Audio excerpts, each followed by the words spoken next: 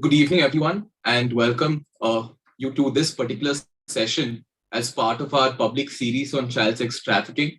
We did one session as part of our series previously to discuss certain important aspects of child sex trafficking. Good evening, everyone, and welcome you to this particular session. We discussed a few important aspects of child sex trafficking, particularly in regards to the framework, the structural framework that we have to deal with human trafficking and more specifically child sex trafficking. What are the various processes that we need to account for when we look at child sex trafficking from an intervention point of view? We had, of course, Dr. Virendra Mishra with us to discuss some of these crucial aspects. With regard to today's session, although this was anticipated to be our third session, we had brought it up owing to certain medical emergencies in the SAMVAD team. But nonetheless, we will be discussing certain crucial systemic and conceptual factors that are responsible for unsuccessful prosecutions in child sex trafficking cases, to explore what some of these issues are, what some of these factors are, how do they interlink with other statutory mechanisms under laws like the POCSO Act and so on, and what might be some of the solutions to addressing some of these factors that restrict the ability of the law to be effective. So today's session will focus particularly on court processes and crucially investigative processes, which also play a big role here, to understand in a little detail essentially what are these factors that affect the prosecution of child sex trafficking cases and how might we go about addressing these to the best of our ability. As we mentioned to you all previously, this public series on child sex trafficking is being conducted as a part of the National Legal Services Authority Public Awareness and Outreach Campaign 2021, or the Amrit Mahotsav campaign, which is directed at raising awareness on crucial issues pertaining to law and society. As Samvad deals with some of these issues as they reflect on children, our focus in the child sex trafficking series would be to highlight some of these key aspects and to contribute to further discussions on how we may go about addressing some of these challenges. With that, I'd like to share a small presentation with everyone.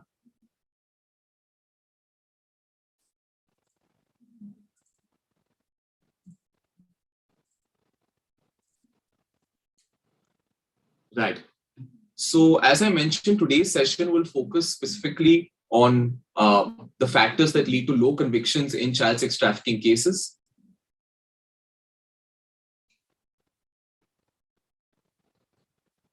Before we move into a discussion on some of these factors and, like I mentioned, crucial interventions that are necessary to address some of the issues in child sex trafficking, I think it is important for us to first have some clarity on what do we mean by child sex trafficking, what do we mean by human trafficking.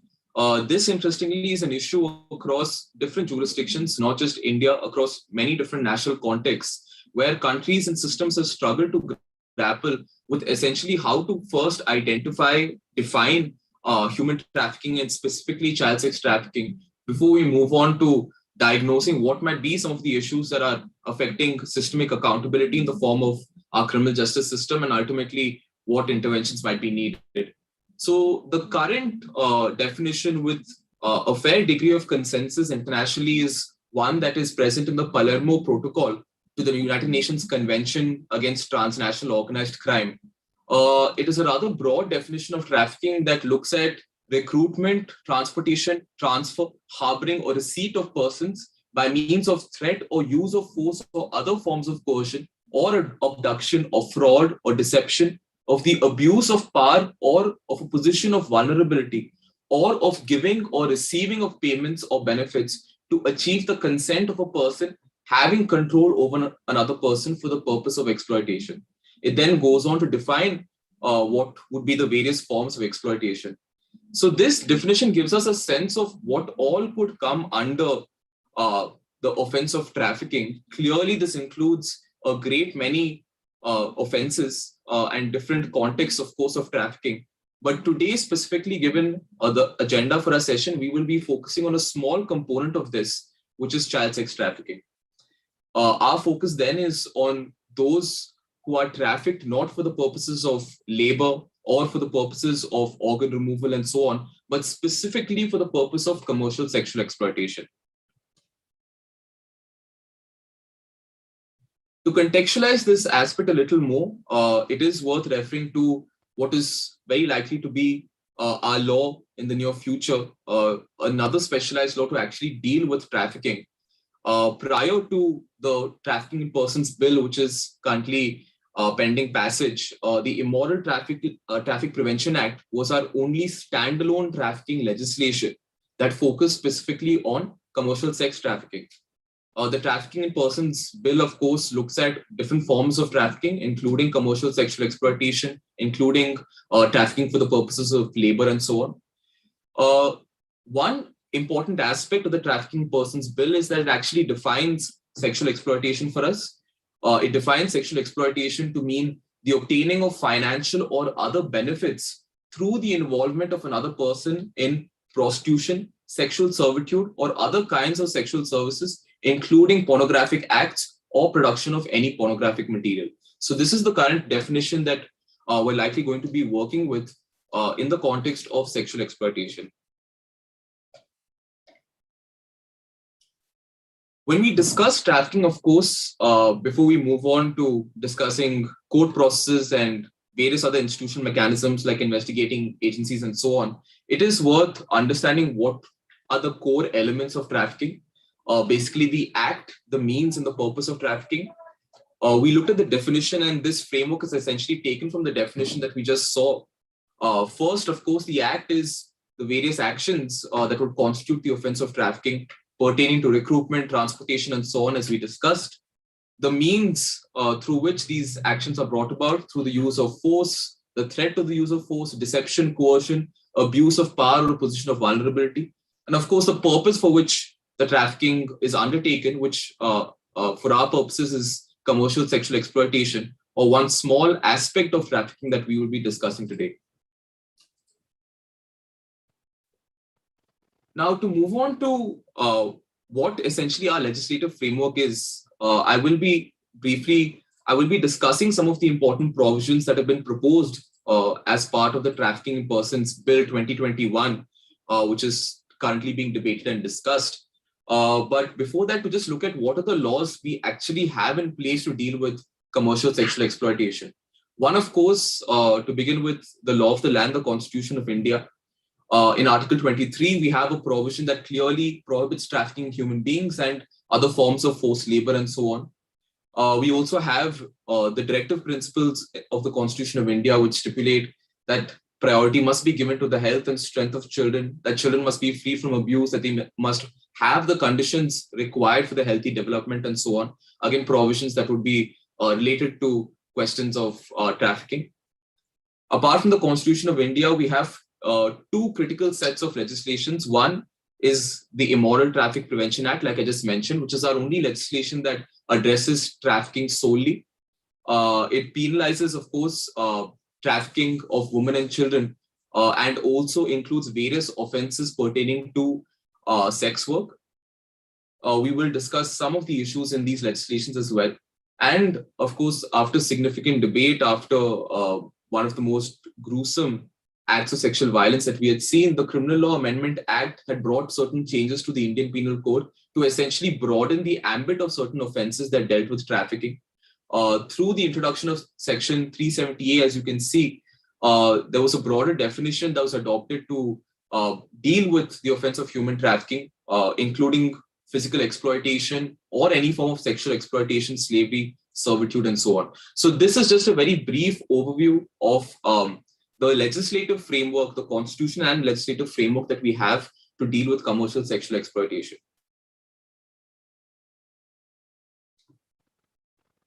Given this framework, of course, I think the first question is, what are the core aims and objectives? Is there a common thread that runs through these different legislations? Because we just discussed, there isn't really one core legislation that deals with all trafficking related offenses, which is why we have the proposal for the Trafficking Persons Bill. So then if we look at these disparate legislations, what are their core aims and objectives? First, to protect children from commercial sexual exploitation and from bonded labor, child labor, and so on.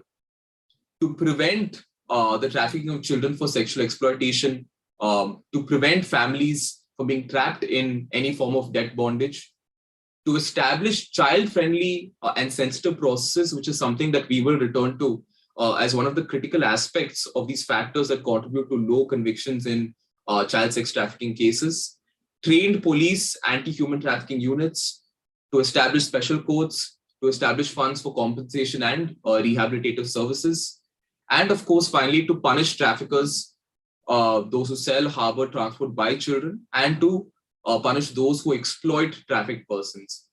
So a lot of these various aims and objectives are quite critical to addressing child sex trafficking. But unfortunately, there are gaps in the implementation of the law and in some of the structural design. So we'll discuss what these gaps are as we move ahead in today's session. Now that we've taken a look at the legislative framework, I would very briefly just like to provide a snapshot of what the investigative agencies for child sex trafficking look like, or essentially what does this mechanism look like? Because often when we discuss the legislative framework in the absence of a discussion on these investigative agencies, these things become quite complicated. I'll also briefly discuss with you what are some of the changes that are proposed as part of the Trafficking in Persons Bill 2021, and what would be the role then played by other investigative agencies. So critically, following various collaborations between the Government of India and the United Nations Office of Drugs and Crime, there was a series of trainings and other collaborations that were actually planned out and implemented. And one of the fruits of that collaboration was the anti-human trafficking units. These are, of course, since investigation is a core state function, largely established by state governments, partially funded by the Ministry of Home Affairs. This serves the primary investigative force to deal with human trafficking crimes. One of the issues with the anti-human trafficking units was the lack of coverage, given that this has been a relatively recent phenomenon. There was a disparity in terms of which states, which districts had these anti-human trafficking units actually constituted and actually functional. This in itself contributed to delays in the investigation of child sex trafficking cases, and of course then had an impact on the prosecution of these cases. There were multiple reports across different states from lawyers who complained that they had difficulty actually getting the cases transferred from the ordinary police stations to these specialized agencies, even in areas where the anti-human trafficking units were constituted.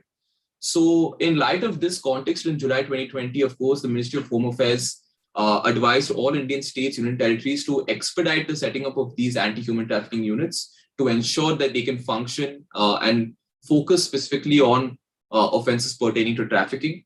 So they essentially are meant to serve as coordination mechanisms. There are state nodal officers as well between different departments, different states, etc. One of the issues, like I just discussed, of course, was that there was insufficient training for some of the HTUs. There were sporadic reports also pertaining to how HTUs weren't given priority. In some cases, they were considered less favorable assignments for police personnel. There were also reports that some of these positions were occupied by near retirees or were assigned to officers as a sort of reprisal for poor performance and so on. But there were also reports that in some areas, the HTUs were actually quite effective in investigating, providing evidence in cases, empowering victims.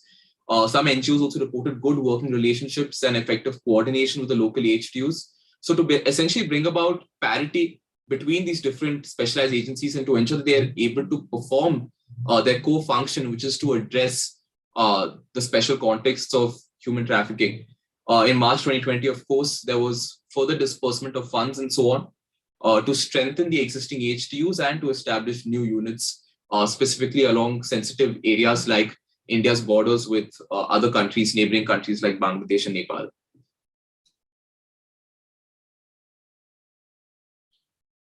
Now, to look at what some of the proposals are, like I mentioned, as part of the new Trafficking Persons Bill 2021, one, of course, is the new powers or the focus on the National Investigation Agency, which is supposed to act as the national investigating and coordinating agency for investigation to help with the investigation, prosecution in cases of trafficking in persons. It would be, of course, subject to the provisions of its parent act, the National Investigation Agency Act. and would deal primarily with interstate and international cases given its national jurisdiction and given that investigation is typically a state function. However, the Act also does specify that if there were high-profile cases, these could also be referred to the National Investigation Agency. None of this is to take away from, of course, investigation being a core function of the states, and that's something the bill, the Trafficking Persons Bill also specifies, that the anti-human trafficking units, of course, would be performing this investigative functions. This would be a core function of the anti-human trafficking units as well. So we do see that there is some degree of overlapping national and state responsibility. One is not derogating from the other, but then this also raises potential questions with regard to the implementation in terms of how to navigate these overlapping responsibilities and whether this might create bureaucratic hurdles moving down the road. So this is certainly an aspect that would require further consideration. Just to focus on the last bit of this conceptual framework, beginning with our legislative framework, the concepts pertaining to human trafficking, child sex trafficking, and of course, investigative agencies, implementation, and so on. Compensation and rehabilitation is a big part of course, the judicial outcomes or any outcomes for these child sex trafficking cases. Apart from simply punishment, as we saw being one of the critical functions of prosecution of child sex trafficking, rehabilitation and compensation is also quite crucial. In fact, rehabilitation and compensation in many cases is critical to actually assisting with successful prosecution, simply because in a lot of these cases, victims of trafficking may not be able to provide witness statements, may not be able to assist the court as an ideal witness in that sense, given the severely traumatic impacts of child sex trafficking. So interim compensation, immediate access to rehabilitative services are actually quite crucial. In this regard, one of the schemes that has been constituted by the Ministry of Women and Child Development in 2007 was the Ujwala scheme to specifically cater to victims of trafficking. It's supposed to provide access to short-term, long-term rehabilitative services and financial support. Another important aspect of rehabilitation, of course, is what has been proposed in the Trafficking Persons Bill 2021, wherein the district anti-human trafficking committees, which are basically monitoring committees at the district level, have been given the task of preparing individual care plans, which is a plan for trafficking victims' rehabilitation, to ensure that their rehabilitative services are actually need-based and provided on the basis of what their vulnerabilities are, which is also something we see common to victims of child sexual abuse, common to children in need of care and protection, children in conflict with the law under our juvenile justice framework. So there is an attempt in that sense to create a parity in the kinds of rehabilitative services and in the kinds of statutory approaches to rehabilitative services. These district anti-human trafficking committees, like I mentioned, are at the district level. They perform various coordination, monitoring functions. They also liaise quite heavily with the anti-human trafficking units.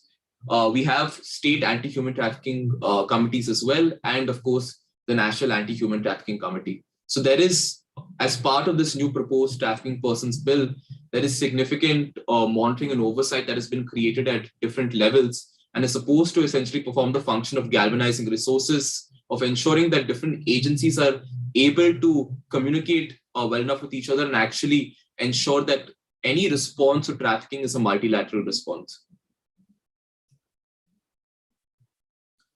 Now, to contextualize what some of the issues have been with commercial sexual exploitation and what some of the current responses have been, to then understand what are the factors that are affecting the prosecution of these cases.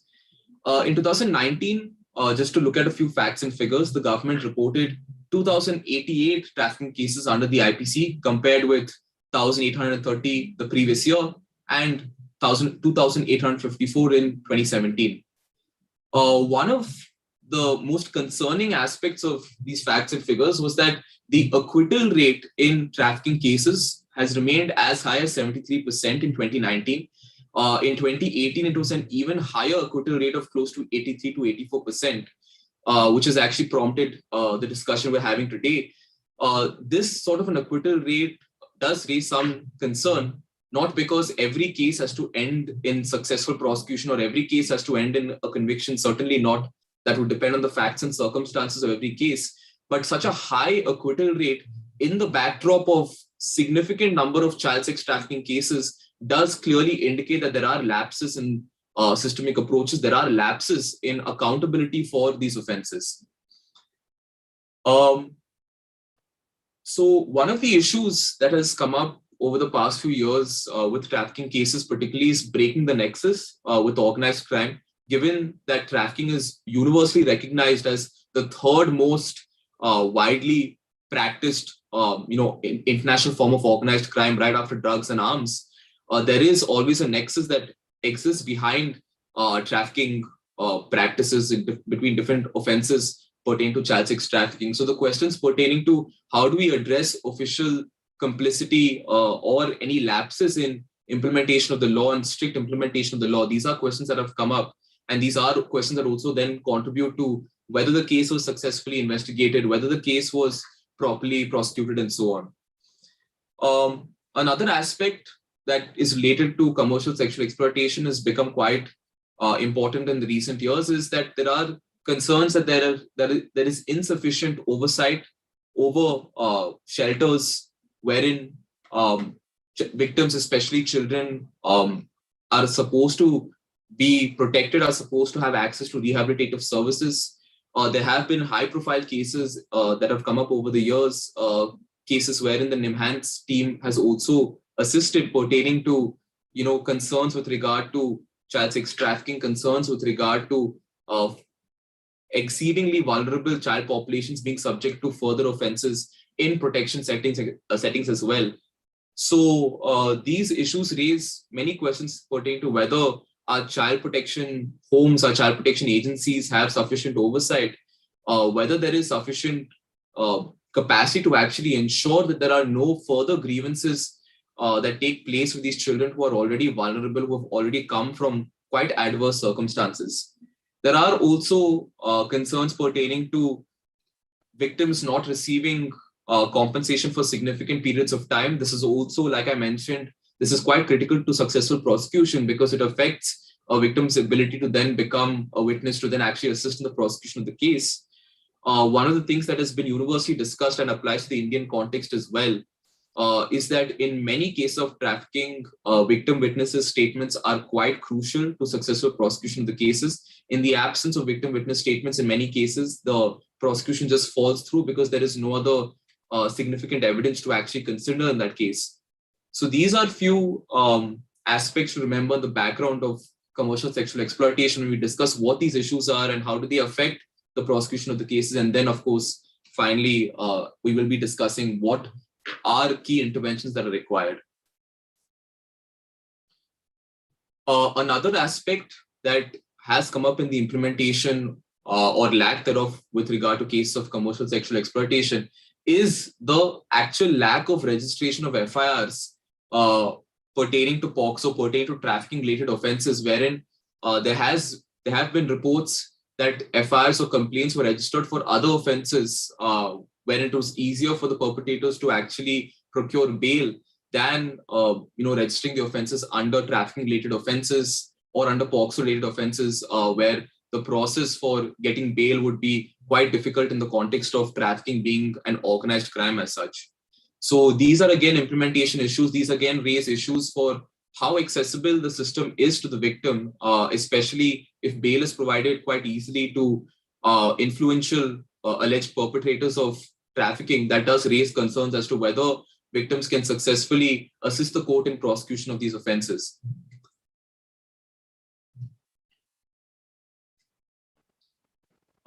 To just segue into the next part of our discussion, I'd like to just play a small video to really help us understand the two issues that are quite intermittently linked. One pertaining to prostitution and the other, or sex work, and the other pertaining to trafficking. Often there is a supposed dichotomy between these two issues, but we will discuss what are some of the issues with addressing these issues separately and why we need to understand vulnerability, not just in the context of trafficking, but also in the context of sex work in many cases.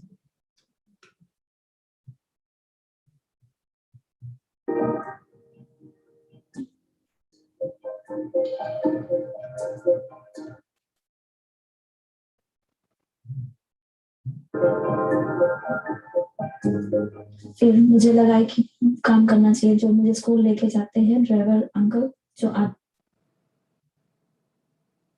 Driver है।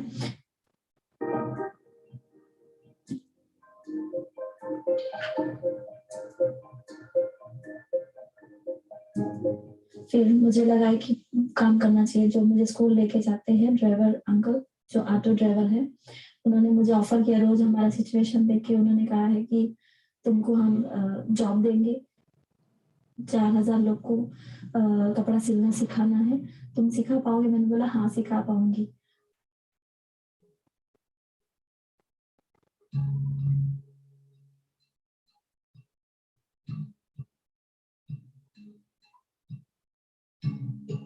फिर मुझे पूरा साड़ी वाड़ी बनाया, मतलब बड़ी जैसा दिखाने के लिए मुझे जूड़ा बनाया, बहुत बड़ा टीका लगाया।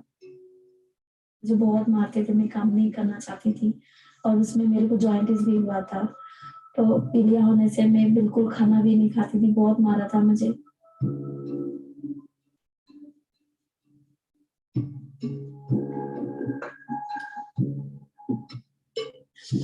फिर मैं मरने के लिए एम्स का जो 5th फ्लोर से पहले ऊपर वाला फ्लोर पे मैं भाग रही।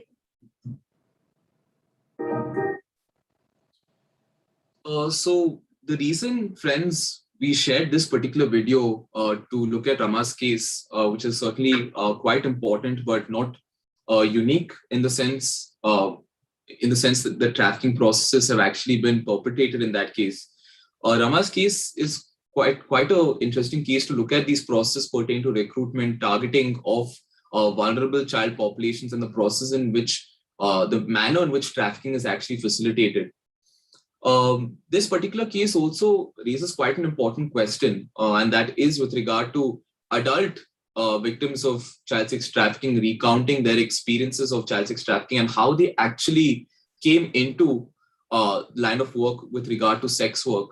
Basically, what was their pathway into sex work? Was it a voluntary decision? Was it a decision made free from any form of systemic or socioeconomic vulnerability, any form of coercion? Or what essentially was the context in which they came into this line of work? The reason this is important is because in many cases, some evidence with regard to child sex trafficking cases or information pertaining to child sex trafficking cases will actually rely on the oral testimonies, the oral evidence of adult survivors of child sex trafficking. This raises multiple questions for us, particularly with regard to why then do we have separate legal and systemic approaches to people engaged in sex work versus quote unquote victims and victims of child sex trafficking.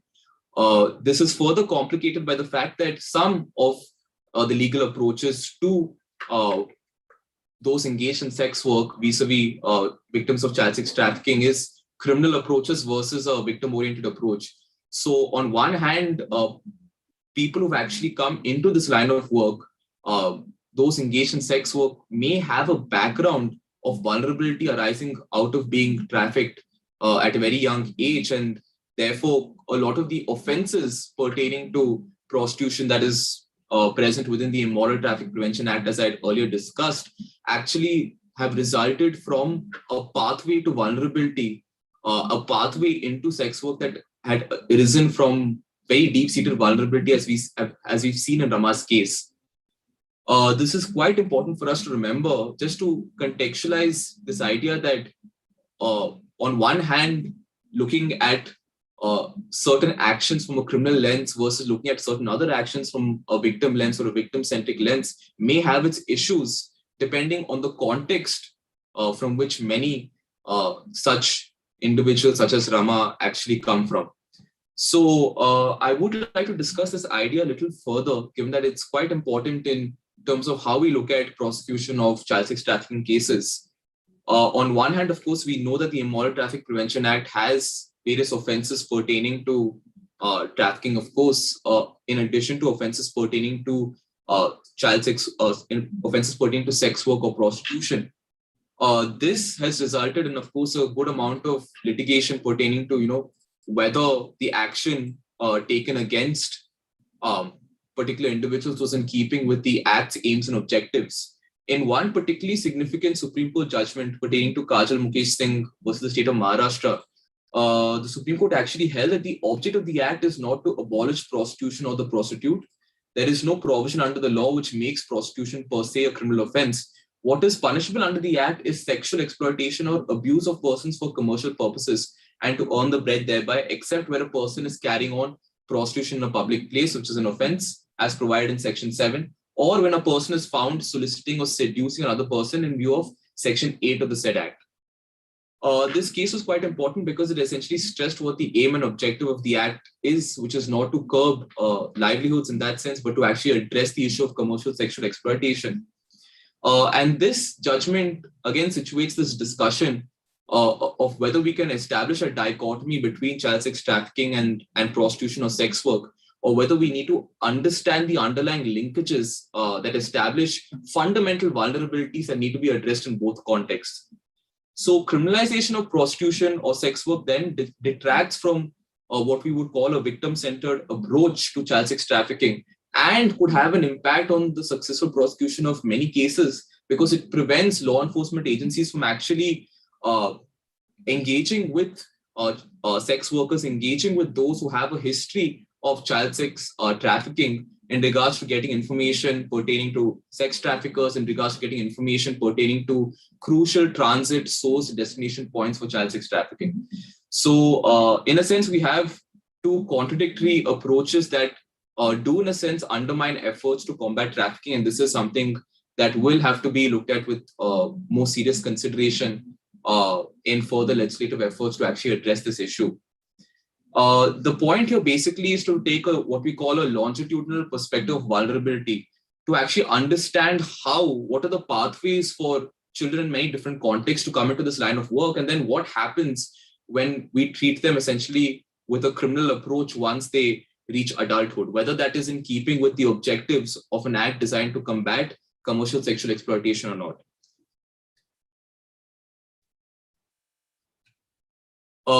Additional, just little more information to contextualize what we mean by this linkages between child sex trafficking and sex work or prostitution. A few interesting statistics. One, which was a very important report from 2002-2003 by the National Human Rights Commission, a report on trafficking women and children, wherein it was noted that nearly 15% of victims of sex trafficking began sex work when they were less than 15 years old, and an additional 25% were first trafficked between the ages of 15 to 18. So this, in a sense, tells us that a significant proportion of those who actually were engaged in sex work didn't come from a voluntary standpoint, but had actually come as a result of vulnerability, had actually come as a result of being trafficked while they were minors, while they were children. Another statistic to just further buttress this point, in Mumbai, and an area prominent for its red light districts, a descriptive study of the case histories of 160 sex trafficking victims revealed that a majority of 51.9% had actually been trafficked as minors. So basically what these different statistics tell us is that there is a significant proportion of children who were trafficked for the purposes of sexual exploitation, who then went on to be engaged as sex workers. And therefore there isn't really to take away from assumptions regarding the dichotomy between child sex trafficking and sex work or prostitution. As a result, one of the crucial points to then note, given these different linkages, is that law enforcement authorities often, because they lack formal procedures to identify trafficking victims among women arrested for prostitution, some victims may actually be arrested and punished for acts committed as a result of being trafficked. And this was one of the most important observations made by the US Department of State in its landmark trafficking persons report in 2008, when essentially the point was that you are criminalizing you're criminalizing people who may have been victims of trafficking in that sense, and a need for the system to account for these deep-seated vulnerabilities and to approach former victims of trafficking in a way that is actually addressing the vulnerability and contributes to their rehabilitation. Just to look at other contexts in which this has also been an issue, like I mentioned, a lot of these issues aren't simply homegrown in that sense. A lot of these issues have been seen in many different contexts, given different countries' difficulties with actually addressing commercial sexual exploitation, actually dealing with child sex trafficking, and actually dealing with sex work in that sense. To take the US perspective, the US Congress actually in its legislative efforts in the Traffic Victims Protection Act, which is their main trafficking legislation, had actually tried to distinguish between sex trafficking and severe forms of trafficking in persons, similar to the approach that has been attempted in our own statutory frameworks, essentially to draw this distinction between sex work and trafficking, which, like I mentioned, is not really a distinction we can draw reasonably given some of the vulnerabilities that exist in both contexts. What the US approach did was to look at the distinction as a matter of consent. So a person who engages in sex trafficking has impliedly consented to performing commercial sex acts, whereas a victim of severe trafficking has been forced or coerced into performing commercial sex acts. Now, while the legislative approaches made it quite clear that sexually exploited children under 18 automatically qualify as victims of severe sex trafficking, irrespective of force or consent, the implementation still posed a challenge because determining age, as we've seen in the Indian context, is a notoriously difficult task. So then essentially the approach at the implementation of the ground level is still largely punitive because of the difficulties associated with actually verifying age and actually verifying who's a child versus who isn't. One of the criticisms for the US approach, and would apply in many senses to our own what has been our own approach in the past, is the fact that the first question that is being asked in itself is, or the initial question itself is wrong, which is, did this person consent? Because the initial question in that sense should first understand whether this is a child or not, and understand what the vulnerabilities, what the pathways for this child have been to actually being trafficked and then being engaged in sex work. So this is just to draw from a comparative perspective to see how these issues aren't just issues that we are dealing with. They've also been issues that other countries have grappled with, to then look at how to adopt a victim-centered or a vulnerability approach then. Now, to come to the crux of, or just taking all of this context, keeping all of this context in mind, to come to the crux of what we're here to discuss today, which is basically to understand what are the factors, the key factors that actually affect successful prosecution of child sex trafficking cases. Now, this is an issue that hasn't been researched too much. We've had sporadic qualitative studies, which I've cited through my presentation, looking at different aspects of child sex trafficking, looking at different aspects that affect legal or judicial approaches to child sex trafficking, but there hasn't been too much research in this direction. So I have presented a few key challenges or key considerations that affect the prosecution of child sex trafficking cases. Some of these are based on the United States Department of Justice report, which actually looked at, had adopted a qualitative study to look at key informant interviews, to interview various prosecutors and various key stakeholders involved in the process, to basically understand from their perspective what are some of the challenges in the prosecution of child sex trafficking cases. There are, of course, other additions that we have included in our presentation to look at some of the other challenges that we faced more recently. One, which is common and quite relevant in the Indian context as well, is the length of investigations. In fact, this has been something that the Trafficking Persons Bill 2021 is actually looking to address, because one of the requirements is that cases taken up by the special courts, wherein the National Investigation Agency would be essentially assisting with the prosecution of the case, the cases are supposed to not last for more than 1 year from the date of cognizance, the date when the court takes cognizance of that particular case. This is again a similar stipulation to what we've seen in the POCSO Act, India's primary child sexual abuse legislation, where there are also specific time limits specified for when the trial should actually be concluded in a child sexual abuse case. But one of the difficulties with keeping these timelines is the various issues involved in actually completing investigative procedures, in then completing trial processes on time. And a lot of these issues are also true for investigations in child sex trafficking cases as well. Although we are now looking at specialized agencies to actually do these investigations, a lot of these issues still persist given some of the systemic factors that affect the investigation and trial of criminal cases, including cases pertaining to sex trafficking. So the length of investigations has been associated with lower likelihood of successful prosecution in cases just because of the greater likelihood of witnesses turning hostile, of evidence, essentially the possibility of losing evidence given the longer the trial lasts. So length of investigations and subsequently length of the trial process, these are two issues that have been identified that have affected successful prosecution of child sex trafficking cases. Length of investigations has actually been a very important point, not just in the US context, but in the Indian context as well. Like I mentioned, one of the issues for the longest time was in having cases transferred, when lawyers had difficulties in having cases transferred from normal police stations to the anti-human trafficking units, even in cases where the anti-human trafficking units were actually constituted. So delays in the investigation, of course, are ultimately going to affect the prosecution as well.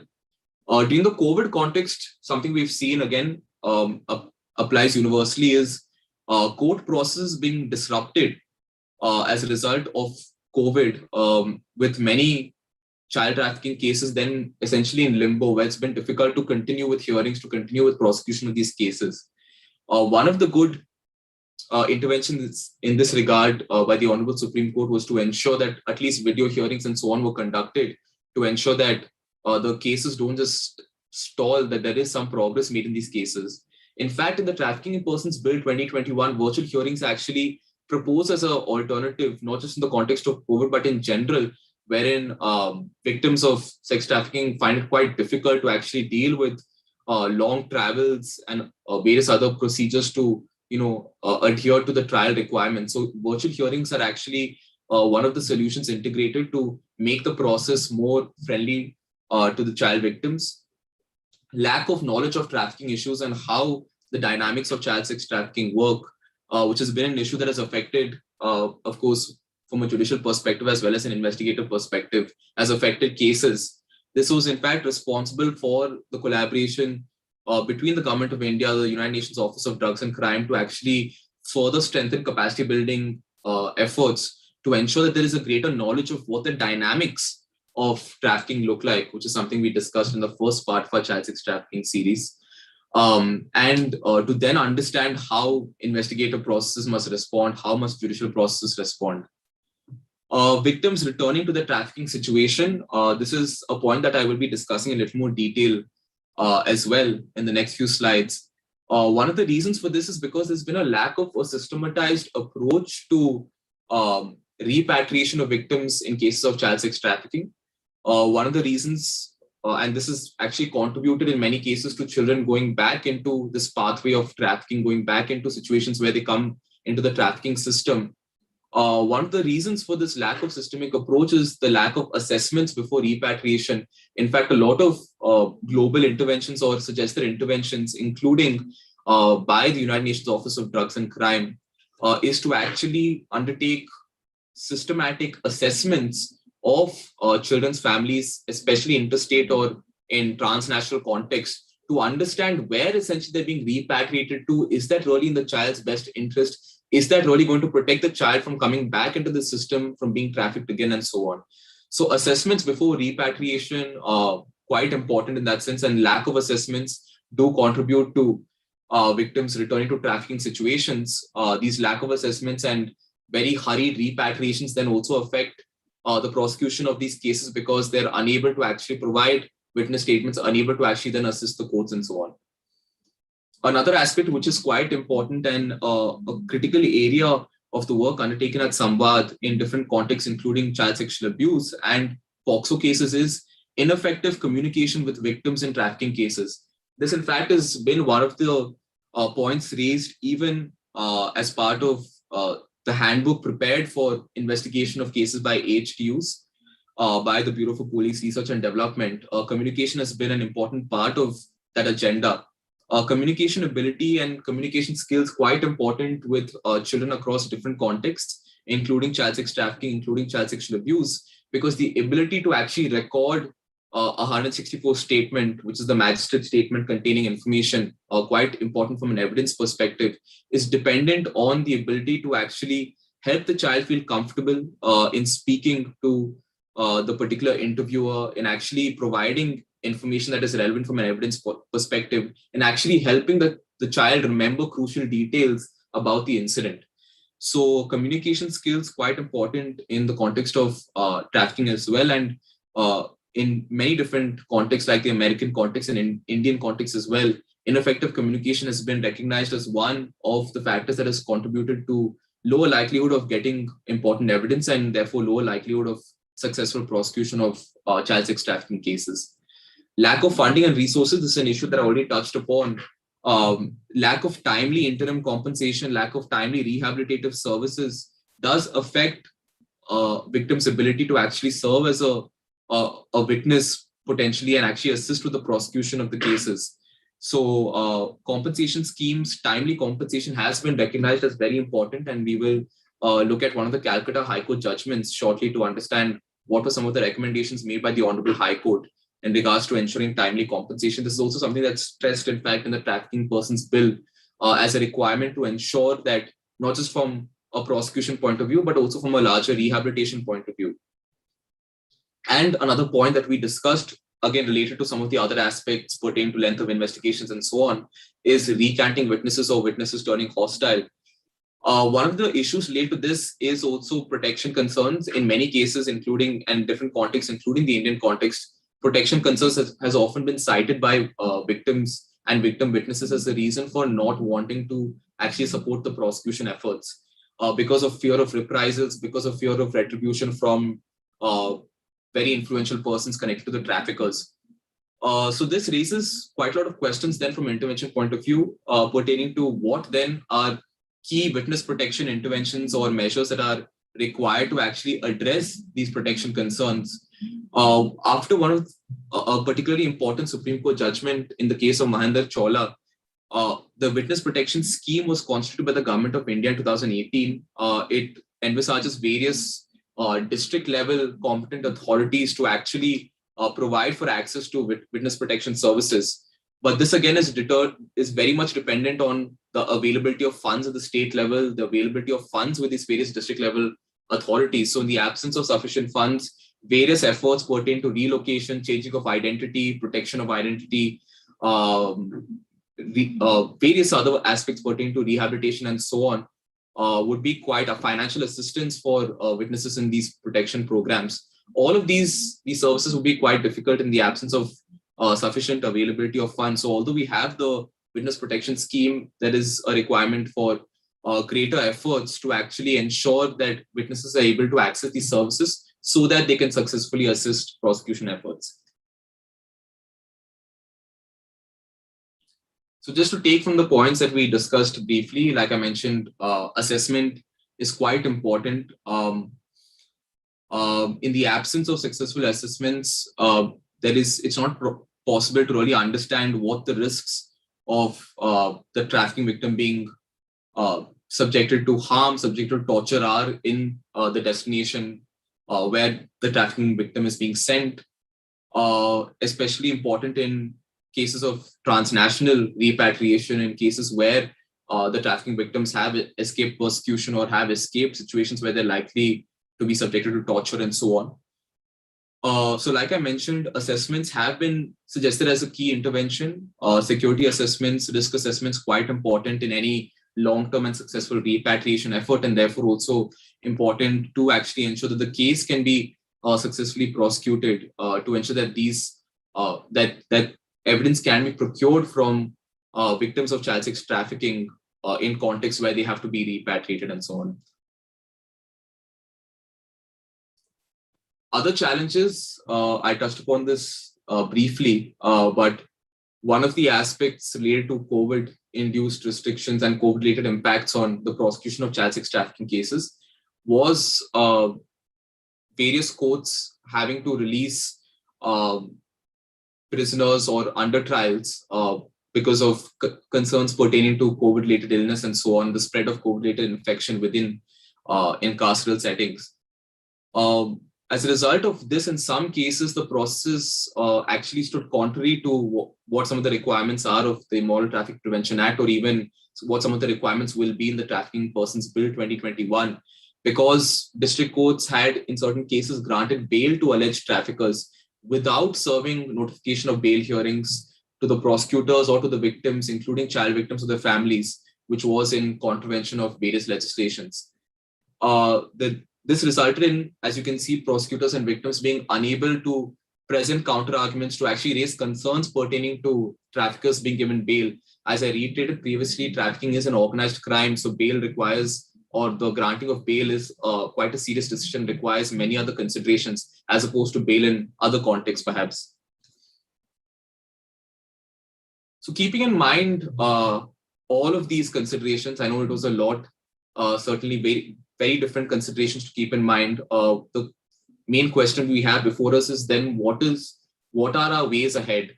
What are some of the critical interventions that can address some of these systemic factors that can actually contribute to more successful prosecutions in case of child sex trafficking?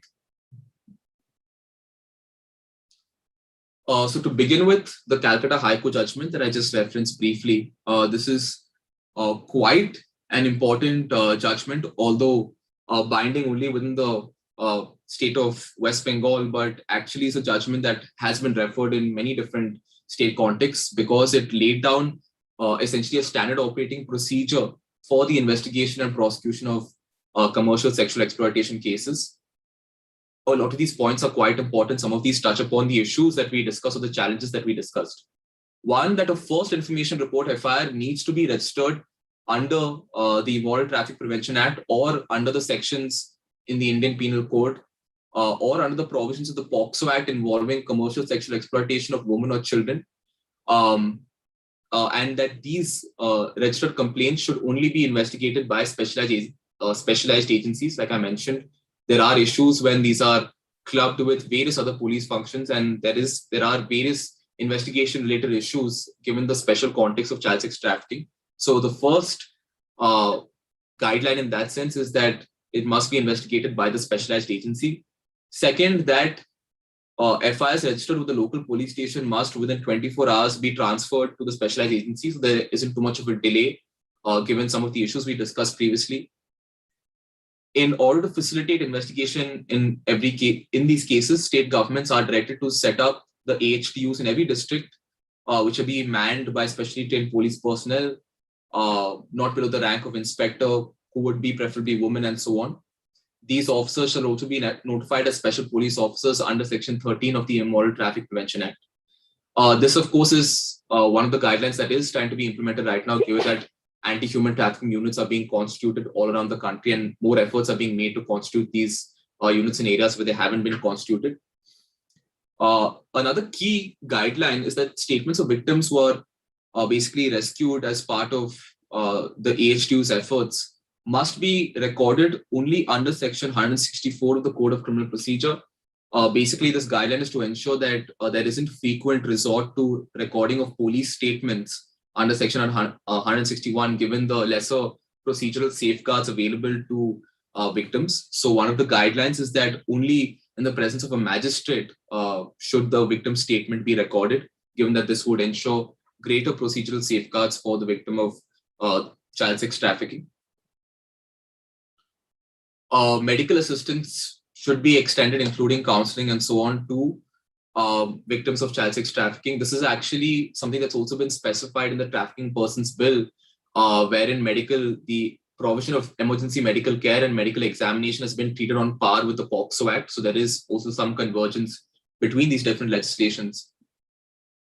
Upon recording of the statements under Section 164, necessary financial assistance by way of interim compensation and other rehabilitative measures provided under the victim compensation at the state must also be extended to victims. We discussed why compensation is very important to actually ensuring that these victims, and in many cases victim witnesses, are able to assist with the prosecution of these cases. Another important point, wherein jurisdictional magistrates, special courts to whom cases are reported are supposed to seek reports from the investigating agency as well as the Secretary of the District Legal Services Authority with regard to the provision of medical assistance, compensatory, other rehabilitative interventions, and so on. This is more to do with monitoring, ensuring that cases are being processed in a speedy fashion. Wherever there is a threat perceived to the victims or families, a requirement of extending police protection. This ties back to what we discussed are some of the issues with witness protection. During trial, where public prosecutors are supposed to ensure the recording of depositions of victims at the earliest without unnecessary delay, preferably within a month from the date of commencement of trial, so that any chance of winning over or intimidation of victims may be minimal. Although this is certainly an important point, this again is subject to the ability of the witness to actually assist the court. If the witness or the victim is severely traumatized, then first the focus would have to be on providing the requisite mental health interventions before any attempts can be made from getting a statement. So this essentially is also something that calls for balancing different needs and considerations. So one of the issues that, or rather one of the important, from an intervention perspective, one of the important points I wanted to discuss was actually with regard to provision of support to child victims during the stage of investigation and during the stage of the trial process in the court. This is something that is done under the POCSO law already, the child sexual abuse law, in the form of a support person who's meant to assist the child's family with information pertaining to court process, next date of hearing, how are the court process likely to be, assuaging any fears the child may have with regard to the legal process and so on. Similarly, support is also envisaged for victims of child sex trafficking, specifically in the Trafficking in Persons Bill 2021, wherein one of the core features is to make the adversarial court process more accessible, to ensure that child victims actually have access to support throughout the duration of what is typically a very cumbersome legal and judicial process. As I mentioned, the Trafficking Persons Bill actually envisages various things that support persons and support organizations can do, particularly with regard to assisting in the identification of victims, assisting in rescue efforts, linking victims to compensation schemes, rehabilitative services, and so on. In a 2019 report by the Thomson Reuters Foundation, it was also a similar role was also spoken about with regard to NGOs who can assist in this area, given that many organizations work with trafficking victims, work in trafficking contexts, in terms of complementing government efforts in rescue, rehabilitation, helping victims, their families lodge criminal cases, and finally, of course, providing assistance through the trial process. There is also something that has received lesser attention, but is quite important in any discussion on how do we address these issues with child sex trafficking, how do we actually ensure that efforts to prosecute child sex trafficking are more successful. One of the suggestions in different contexts, and one that's certainly applicable to the Indian context as well, has been to place greater focus not just on conviction of perpetrators of sex trafficking or punishment for who was responsible for committing these offenses, but also on seizure of assets of traffickers and sealing of places of businesses, because these are critical judicial interventions that could actually financially hurt potential sex traffickers and various individuals involved in perpetrating sex trafficking. So one of the suggestions has been for organizations, for affected individuals, affected families to actually pursue legal action that would affect the enjoyment of assets and profits of traffickers, to actually, reduce some of the financial benefits to commercial sex trafficking, which is critical to actually addressing the various efforts to perpetrate child sex trafficking. A rather interesting quote from the 2019 report in this regard is that the main motive of perpetrators is unjust enrichment by exploitation of the poor. Only when perpetrators think that practicing a bonded labor system and trafficking human beings is not economically viable and has a high risk of incarceration will they desist from practicing it.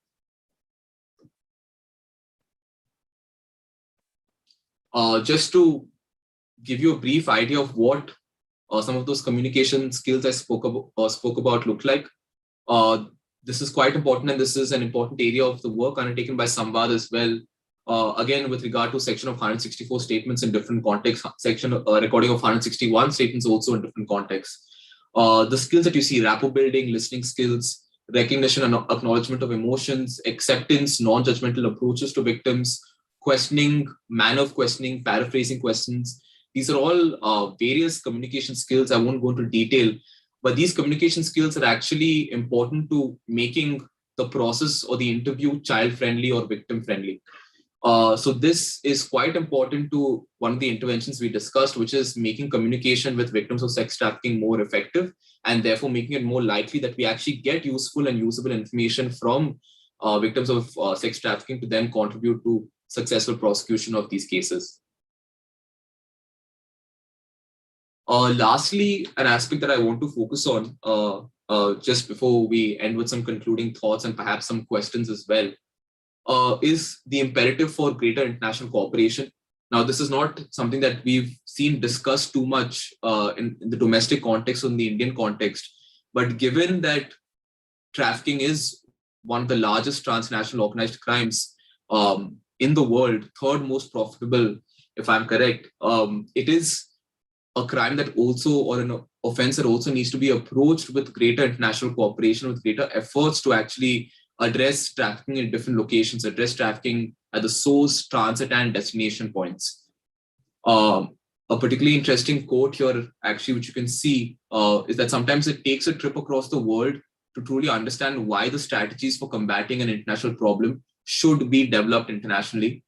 This is also in keeping with our own international legal obligations, particularly with regard to the United Nations Convention Against Transnational Organized Crime, which is an international instrument that we have ratified and therefore we are subject to. The provisions of the convention actually specify many things with regard to extradition and other mutual legal assistance in terms of information pertaining to active cases in different countries and so on. Basically, cooperation with regard to extradition, with regard to investigative processes in criminal cases, with regard to repatriation and so on. One of the reasons international cooperation is stressed as a key intervention is to actually ensure that any intervention in child sex trafficking doesn't just address one small component of it or one perpetrator or one cog in the machine, but actually addresses perpetrators across what could be a very wide, very convoluted trafficking network. So trafficking is something that requires greater international cooperation, which is also something that's been recommended in many different contexts. In this regard, one of the efforts that India has taken, and an effort that requires perhaps a greater push, is with signing bilateral treaties, with engaging in bilateral agreements with different countries to actually do exactly this, to facilitate greater cooperation in terms of preventing trafficking, victim identification, repatriation efforts, quite important in arranging for information sharing between different countries. So in this regard, we do have various MOUs with countries like Bangladesh, with countries like UAE, with various other countries. But one of the issues is that these agreements don't exist with enough international, in different contexts, don't exist with enough countries or across different national contexts to actually be sufficient to address how big or how vast or how convoluted these trafficking networks are.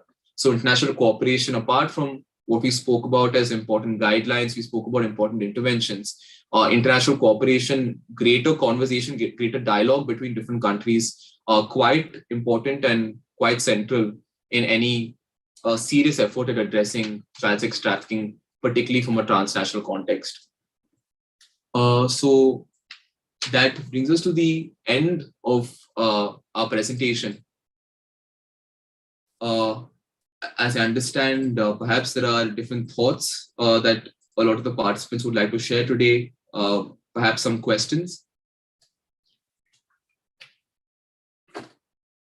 Particularly was with regard to awareness generation efforts to generate more awareness about child sex trafficking, about the dangers of child sex trafficking, to ensure that citizens, especially vulnerable populations, are able to stay quite vigilant and to ensure that they do not fall prey to efforts to facilitate trafficking. As we saw in Rama's case, recruitment often functions in vulnerable areas, often is directed at vulnerable populations. So this is a fairly interesting question, and one that actually requires us to consider information sharing and information dissemination at multiple levels. Like I said, there is also a lack of awareness about information pertaining to trafficking, not just amongst those who are affected by trafficking, like children, like their families and so on, but also amongst key stakeholders among some of the duty bearers who play a pivotal role in actually ensuring that they successfully investigate and they follow various legal processes related to trafficking. So awareness generation in this regard would and intervention in this regard would have to function at multiple levels. One, to ensure that those who are responsible for implementation of the law and schemes are aware of what these laws and schemes entail, what investigative process would look like in such a context, and to also then ensure at a community level that efforts are made to generate awareness about how recruitment, how targeting can work with regard to promising higher wages and so on, and how efforts can be made to actually ensure children are trafficked to faraway distances. Another question from one of the participants is regarding the age of POCSO victims. So how can the age of POCSO victims can be determined and proved in the court? This is a very interesting question, and I think one that would also be relevant in the trafficking context. So the age determination is something that's quite difficult at the ground level. Age determination has in fact been subject of a lot of court cases because it can involve many different issues. But to just stick to the basic framework we have for age determination under our juvenile justice framework, that basically requires that one requires documentation either in the form of a birth certificate or in the form of a mark sheet, the 10th marks card, 12th marks card. So some documentary evidence basically to prove whether this person is a minor or not. In the absence of documentary evidence, which is the case in many different contexts, the Juvenile Justice Act, in fact, requires that a medical test be done, what we call the bone ossification test, to actually give a ballpark figure for what this person's age could be. So these medical tests are not exact. There is a 6 months age difference, give or take, which is why whenever there is the probability of confusion as to whether this person is 17 or 18 years old, the Juvenile Justice Act requires that the Juvenile Justice Board or any other statutory body assumes that this particular child is a minor, given that there is a possibility of the person being a minor, and then proceeds with conducting inquiry and so on. So this also extends to POCSO cases. This would also be within our child-related laws and that framework. So age determination would be subject to one of these two, either on the basis of documentary evidence or in the absence of that, the medical test. All right. So I think we don't have too many questions right now. So perhaps we'll just conclude with some final thoughts with regard to this issue of child sex trafficking, with regard to these aspects pertaining to low conviction rates, what are the issues affecting the prosecution of trafficking and so on. I know we discussed a lot today, and there were various points pertaining to the way the structure works, what are the factors that influence trafficking, what are some of the key interventions that can be suggested. But ultimately, what we need to understand is that any effort to address child sex trafficking and by extension strengthening our prosecution and so on will depend on whether the effort is multidisciplinary, whether the effort is multi-pronged, whether it involves consultation with all agencies who could play a role in the system, in the investigation, prosecution, and so on, or whether it is just singular agencies working completely disjointed from each other to essentially arrive at a solution that may not actually be timely, may not actually ensure the best interest of the child, and may not actually ensure in successful prosecution of the case. So in a lot of those cases, to go back to the first point we discussed, that in more than 73% of cases ending in acquittals, one of the main reasons for this is also lack of coordination, which is something hopefully we will see improve in the coming months, in the coming years, given that one of the proposals, even in the Trafficking in Persons Bill, is to ensure greater coordination at the district, greater coordination at the state, greater coordination at the national level. So ultimately, from an intervention point of view, to actually addressing these factors contributing to unsuccessful prosecutions, we need to look at what ways in which we can contribute to coordinated efforts, what are the ways in which we can ensure that efforts are not disjointed and do not exist in isolation, essentially. So thank you very much for joining us, everyone. And I hope the session was interesting. Thank you.